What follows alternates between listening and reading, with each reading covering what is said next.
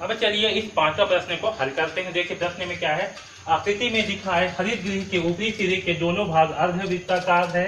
इस हरित गृह को कपड़े से ढककर बनाया गया है। इसमें 1.2 मीटर इंटू 0.5 मीटर साइज का एक लकड़ी का दरवाजा है। हरित गृह को पूर्ण रूप से ढकने में लगने वाले कुल कपड़े का क्षेत्रफल ज्ञात कीजिए। ओके, तो ध्यान दीजिए हमें क्या करना है, इस हरित गृह को ढकने वाले कपड़े का क्षेत्रफल निकालना है। तो देखिए इस आकृति में क्या है, इस आकृति में दो आकृति है। एक पहला आकृति, तो ये जो ऊपर का आपका ये वाला हिस्सा है ये क्या है, अर्ध बेलनाकार है। ओके, और ये दूसरा वाला हिस्सा जो है आपका घनाभ का है। और साथ में ही जो जमीन के नीचे वाला हिस्सा है, मतलब जो जमीन से लगा हुआ है घनाभ, इसका हम क्षेत्रफल नहीं निकालेंगे क्योंकि ये हिस्सा जो है कपड़े से नहीं ढकेगा। और दूसरा हिस्सा ये जो दरवाजा है ये भी आपका कपड़े से नहीं ढकेगा। ठीक है, तो हम इन दो हिस्से को छोड़ करके बाकी हिस्सों का क्या करेंगे, क्षेत्रफल निकालेंगे, वही जो है कपड़े का साइज होगा। ठीक है, आया समझ में? तो चलिए इसे हल करते हैं। तो इसे हम दो पार्ट में हल करेंगे, एक तो आपका अर्ध बेलनाकार वाले पार्ट को और दूसरा जो है घनाभ वाले पार्ट को। ठीक है, तो चलिए इसे हल करते हैं। तो देखिए हमें प्रश्न में दिया हुआ है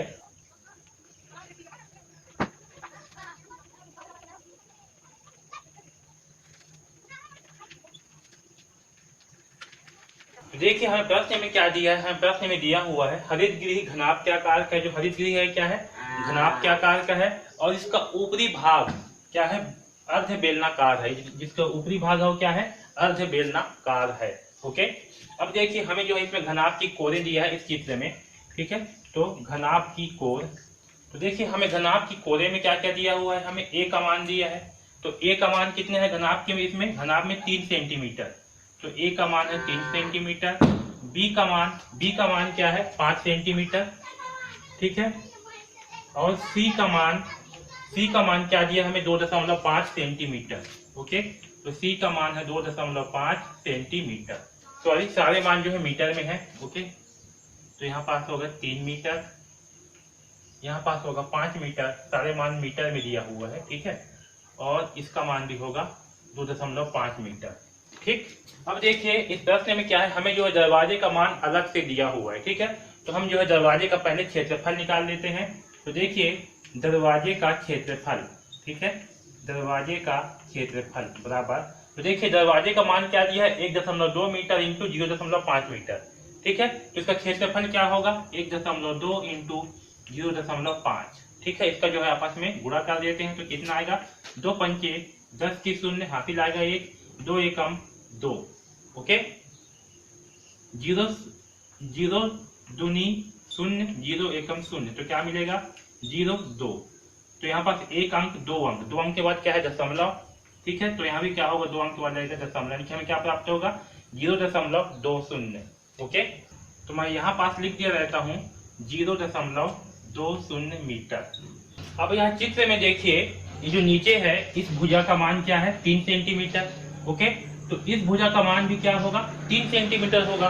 क्यों, क्योंकि ये जो है घनाभ है और इसमें सम्मुख भुजा क्या होती है, आपस में समान लंबाई की होती है। तो जब ये 3 सेंटीमीटर है तो ये भी कितना होगा, 3 सेंटीमीटर होगा। ठीक है, तो देखिए जो अर्धवृत्ताकार है, ठीक है, ये क्या है, एक अर्धवृत्ताकार है, तो ये क्या होगा, इसका व्यास होगा। ठीक है, इस व्यास की लंबाई कितनी है, 3 सेंटीमीटर, तो इसकी त्रिज्या क्या होगी। ओके, तो यहाँ पर लिख देता हूं मैं,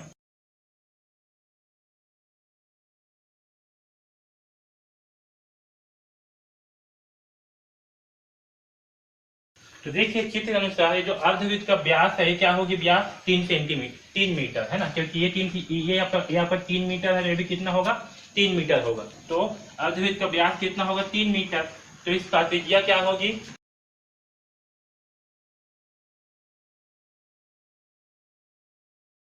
तो r बराबर होती है व्यास बटे 2। व्यास का मान क्या है 3, तो होगा 3/2, और 3/2 को जब भाग करेंगे 3 को 2 से तो क्या मिलेगा, 2 एकम 2। ठीक है, एक बचेगा, दशमलव लगाएंगे, 10 होगा, 2 पंचे 10, तो क्या आएगा 1.5। ओके, तो यहाँ लिखते हैं 1.5 मीटर। ठीक, तो इस अर्धवृत्त का व्यास क्या होगा, 3 मीटर, तो इसकी त्रिज्या होगी 1.5 मीटर। ठीक, आया समझ में यहाँ तक। और यहाँ देखिए ये क्या है, ये जो है एक अर्ध बेलन है ना।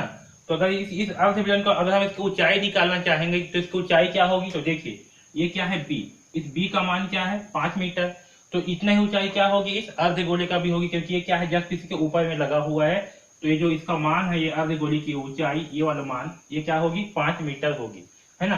तो यहाँ से हमें अर्धगोले की ऊंचाई भी प्राप्त हो जाएगी, अर्धगोले की ऊंचाई, ओके, यानी कि हम एच बोलते हैं, तो इसकी ऊंचाई क्या होगी, 5 मीटर होगी, ठीक है। तो अर्धगोले की ऊंचाई हो गया 5 मीटर, ठीक। अब चलिए यहाँ से जो है हम दरवाजे का क्षेत्रफल जो है निकाल लेते हैं।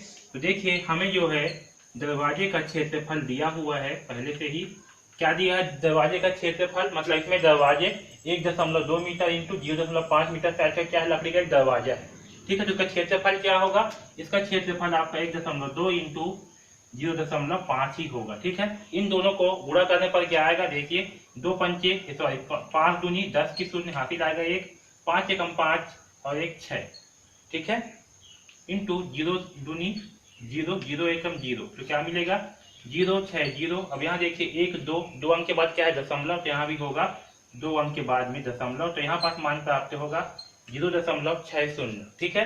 तो इसका मान कितना आएगा, इसका मान आएगा 0.60,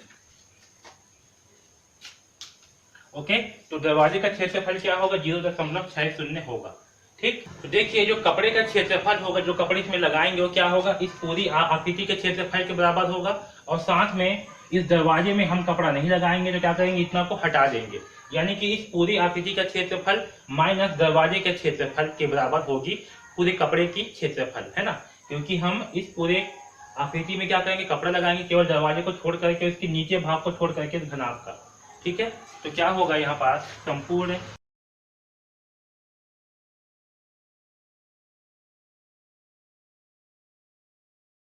तो यहाँ पास देखिए कपड़े का क्षेत्रफल क्या होगा, संपूर्ण आकृति का क्षेत्रफल माइनस दरवाजा का क्षेत्रफल, ठीक है। यानी कि इस संपूर्ण आकृति के क्षेत्रफल में हम इस दरवाजे के क्षेत्रफल को घटा देंगे, इतना ही भाग को छोड़ करके क्या होगा, बाकी पूरे भाग में जो है कपड़ा लगाया जाएगा, ठीक है। तो संपूर्ण आकृति का क्षेत्रफल माइनस दरवाजा का क्षेत्रफल के बराबर होगा कपड़े का क्षेत्रफल, ओके। तो अब देखिए आकृति का संपूर्ण पृष्ठ का क्षेत्रफल क्या होगा, तो इस आकृति को हम दो भाग में बांट लेंगे, घनाभ वाला भाग और एक अर्ध बेलनाकार वाला भाग, ठीक है। तो आकृति का संपूर्ण पृष्ठ का क्षेत्रफल क्या होगा, तो आकृति के संपूर्ण पृष्ठ का क्षेत्रफल होगा घनाभ का संपूर्ण पृष्ठ, घनाभ का संपूर्ण पृष्ठ का क्षेत्रफल प्लस इस अर्ध बेलनाकार का क्षेत्रफल, ठीक है, अर्ध बेलनाकार का संपूर्ण पृष्ठ का क्षेत्रफल, ठीक है। तो इन दोनों का योगफल के बराबर होगा इस आकृति का क्षेत्रफल, ओके। तो चलिए सबसे पहले जो है हम घनाभ का संपूर्ण पृष्ठ का क्षेत्रफल जो है लिखते हैं। तो ध्यान दीजिए यहाँ पास जो घनाभ है इसमें क्या होगा, इस नीचे वाले भाग में कपड़ा नहीं लगेगा, इसलिए इस नीचे वाले भाग को जो है छोड़ देंगे, ठीक है। यहाँ लिख देता हूं मैं, क्योंकि घनाभ के नीचे वाले हिस्से पे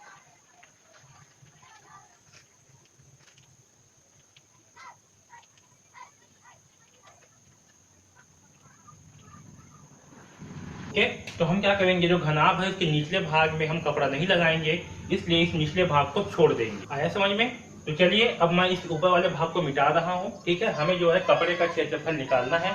तो देखिए जो कपड़े का क्षेत्रफल होगा वो क्या होगा, घनाभ भाग का क्षेत्रफल, यानी कि घनाभ के इस वाले भाग का क्षेत्रफल, नीचे वाले भाग को छोड़ देंगे, ठीक है। और अर्ध बेलन का संपूर्ण पृष्ठ, जो अर्ध बेलन है उसका संपूर्ण पृष्ठ यानी कि उसके पूरे आधे पृष्ठ का क्षेत्रफल होगा, है ना, माइनस दरवाजे का क्षेत्रफल है। और क्या करेंगे, हम दरवाजे के क्षेत्रफल को भी घटा देंगे, ओके। तो चलिए अब इसमें जो है सारे मानों को रख देते हैं। तो यहाँ देखिए घनाभ का क्षेत्रफल क्या होता है, तो घनाभ के संपूर्ण पृष्ठ का क्षेत्रफल होता है AB 2AB plus BC plus CA, okay. ये होता है, क्या होता है, घनाभ के संपूर्ण पृष्ठ का क्षेत्रफल, ठीक।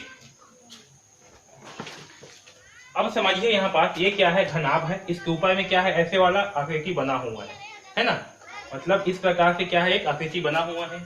तो इसमें क्या है, इस घनाभ में इस प्रकार की आकृति जो है बना हुआ है कुछ, है ना, आ रहा है समझ में। तो देखिए इसमें क्या है, ये नीचे वाला हिस्से में, ये नीचे वाला हिस्सा में और ये ऊपर वाले हिस्से में दो जगह कपड़े का उपयोग नहीं होगा और एक दरवाजे में नहीं होगा, ठीक है। तो हम क्या करेंगे, इसके एक पक्ष को छोड़ देंगे, इस ऊपर वाले हिस्से को और इस नीचे वाले को छोड़ देंगे, और बाकी ये तीनों साइड को फिर लेंगे, ठीक है। इसमें A B plus B C plus C A होता है किसका, घनाभ का संपूर्ण पृष्ठ का क्षेत्रफल। तो हम क्या करेंगे, इसमें का एक भाग को छोड़ देंगे, है ना, क्योंकि इसमें तीन भाग है, एक आपका ये ऊपर नीचे वाला, एक ये आगे पीछे वाला, एक दाएं बाएं वाला। इसी को ही ए बी बी सी और सी ए लिए है। तो हम क्या करेंगे, यहाँ से जो है एक वाले हिस्से को छोड़ देंगे। ओके ओके, तो यहाँ पर क्या होगा, घनाभ का क्षेत्रफल। तो घनाभ का संपूर्ण पृष्ठ का क्षेत्रफल क्या होता है, 2ab bc ca। तो हम क्या करेंगे, इसमें से जो है एक वाले हिस्से को छोड़ देंगे, यानी कि ab को हटा देंगे, क्योंकि एक ऊपर वाले पार्ट को और नीचे वाले पार्ट को नहीं ले रहे हैं, इसलिए ab को हटा देंगे। तो यहाँ पास क्या होगा, घनाभ भाग का क्षेत्रफल यानी कि 2 यहाँ होगा bc प्लस ca। आया समझ में, एक भाग को क्यों छोड़े हैं इस ab को, क्योंकि इस ऊपर वाले भाग में और इस नीचे वाले भाग में जो है कपड़ा नहीं लगेगा। ओके, आपका इस वाले भाग में और इस वाले भाग में कपड़ा नहीं लगेगा, इसलिए क्या किए, एक पार्ट को यहाँ से छोड़ दिए। ओके, अब देखिए यहाँ क्या है, अर्ध बेलन का संपूर्ण पृष्ठ। तो बेलन का संपूर्ण पृष्ठ क्या होता है, बेलन का संपूर्ण पृष्ठ होता है 2 पाई r प्लस h। ओके, तो देखिए बेलन का संपूर्ण पृष्ठ का फार्मूला क्या होता है, तो बेलन के संपूर्ण पृष्ठ का फार्मूला होता है 2 पाई r प्लस h। लेकिन यहाँ पास क्या है, अर्ध बेलन। तो अर्ध बेलन है तो क्या करेंगे, इसमें हम आधा लगा देंगे, क्या करेंगे, आधा लगा देंगे। ठीक है, तो अर्ध बेलन का संपूर्ण पृष्ठ का क्षेत्रफल क्या हो जाएगा, 1/2, और इसमें जो है संपूर्ण पृष्ठ का क्षेत्रफल यानी कि 2 पाई r प्लस h। ठीक, माइनस दरवाजा का क्षेत्रफल। तो हमें दरवाजा का क्षेत्रफल प्राप्त है कितना, 0.60। तो माइनस 0.60। ओके, यहाँ तक सबको समझ में आया। अब इस पे जो है हम सारे मानों को रख देते हैं। तो यहाँ होगा 2 BC, B का मान क्या है 5, तो होगा 5 इंटू C का मान क्या है 2.5 प्लस CA, C का मान क्या है 2.5 प्लस A का मान क्या है 3, तो होगा 3। ओके, यहाँ इंटू होगा, इंटू 3। ओके, यहाँ देखिए 2 से 2 को भाग करेंगे तो आएगा 1, यहाँ क्या बचा पाई, तो यहाँ रखते हैं पाई इंटू r का मान क्या है, अर्ध बेलन के लिए। तो अर्ध बेलन के लिए जो है अर्धवृत्त लिख दिया मैं गलत है, ये क्या होगा, अर्ध बेलन होगा, है ना, यहाँ भी अर्ध बेलन होगा ये। ओके, थोड़ा सा मिस्टेक हो जाता है कभी कभार। देखिए इसकी त्रिज्या कितना है, 1.5।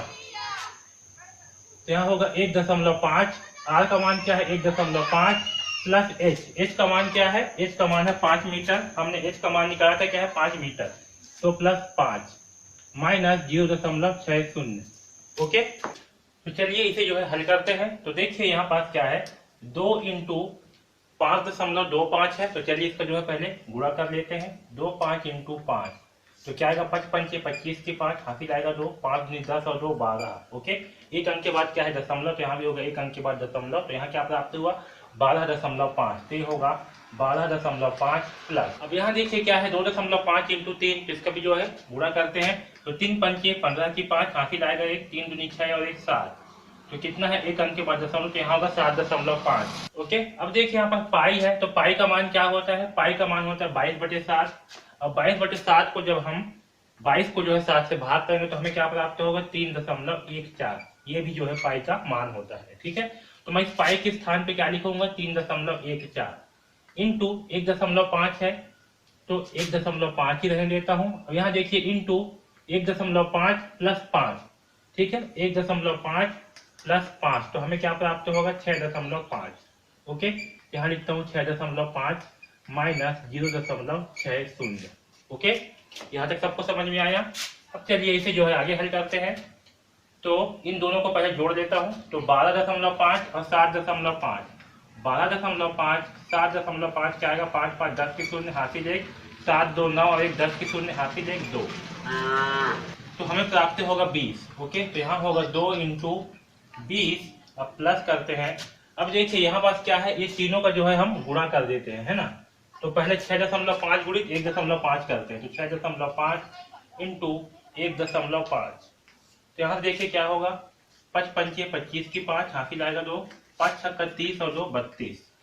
ठीक है, 1 पंचे 5 और 1 छक्के 6, ये होगा 5 5 और 2 7, 6 और 3 होगा 9। ओके, अब यहाँ देखिए यहाँ एक अंक, यहाँ एक अंक, कुल कितना होगा 2 अंक। तो कुल जो है यहाँ से 2 अंक के बाद क्या लगेगा, दशमलव लगेगा दाहिने साइड से। ओके, तो कितना आएगा 9.75। ओके, अब इस 9.75 का गुणा जो है 3.14 से कर देते हैं। ओके, तो चलिए करते हैं। कितना आएगा देखिए, यहाँ होगा 4 पंचे 20 की शून्य, हासिल आएगा 2, 4 सत्ते 28, 28 और 2 होगा 30, हासिल आएगा 3, 4 दिया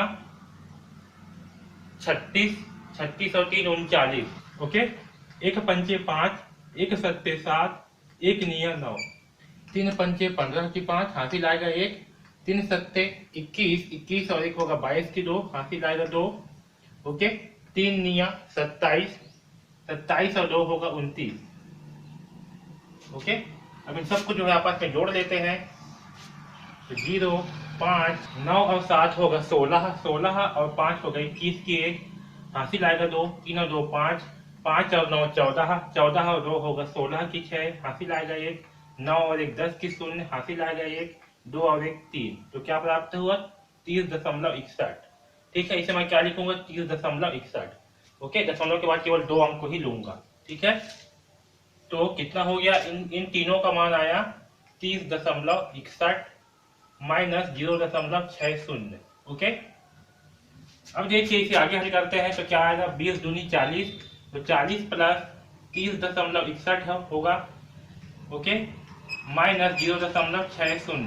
तो यहाँ देखिए 40 और 30.61 को जोड़ने पर कितना होगा? तो ये होगा 70.61 प्लस 0.60। ओके, अब 70.61 में घटाएंगे 0.60, तो क्या आएगा? देखिए 1 6 से 6 गया 0.07, तो क्या आएगा? 70.01 प्राप्त होगा। ठीक है, ये क्या है हमारा? ये जो है संपूर्ण पृष्ठ का क्षेत्रफल है। क्षेत्रफल यानी कि ये होगा वर्ग, किसमें है? सारे मान जो है मीटर से में है, तो ये क्या होगा? मीटर। ओके,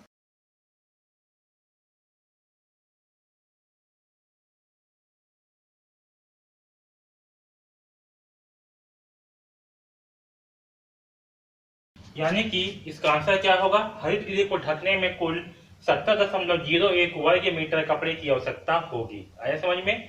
तो इस प्रकार से जो है हम इस प्रश्न क्रमांक 5 को हल करेंगे। ठीक है, हमने जो है इस वीडियो में प्रश्नों के सारे प्रश्नों को हल किया है। अगर आपको कहीं पर भी कुछ भी डाउट है, कुछ भी समझ में नहीं आ रहा है, तो आप बिल्कुल पूछिए। ओके, डीकेपी एकेडमी से जुड़ने के लिए धन्यवाद।